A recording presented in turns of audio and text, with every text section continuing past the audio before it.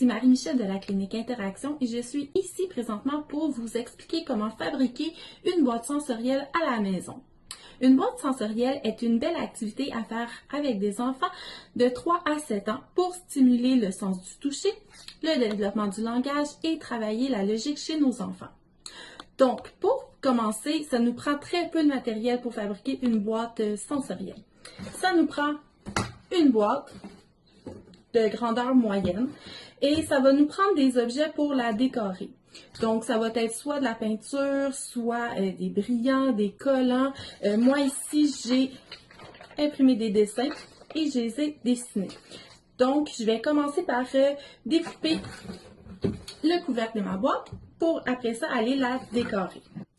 Une fois que vous avez terminé de décorer votre boîte avec votre enfant, la deuxième étape est de couper des cercles de chaque côté de la boîte, des cercles assez gros pour que les bras puissent rentrer à l'intérieur.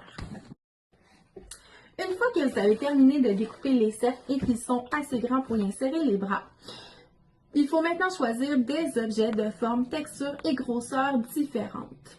Pour rendre l'activité un petit peu plus ludique, on peut aussi y insérer une thématique. Puisque j'ai choisi des dessins de films, ma thématique va être le cinéma. Le premier objet que je choisirais pour ma boîte sensorielle, ce serait des jujubes.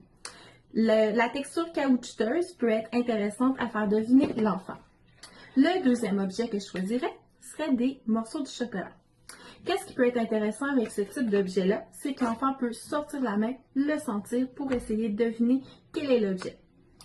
Ensuite, j'ai du maïs soufflé déjà éclaté. Qu'est-ce qui peut être intéressant encore une fois, c'est que l'enfant peut s'amuser à défaire les morceaux de popcorn, encore une fois sortir sa main pour la sentir. Ensuite, j'ai un objet un peu plus grand, un peu plus dur et froid que je peux mettre dans ma boîte pour que l'enfant puisse la deviner.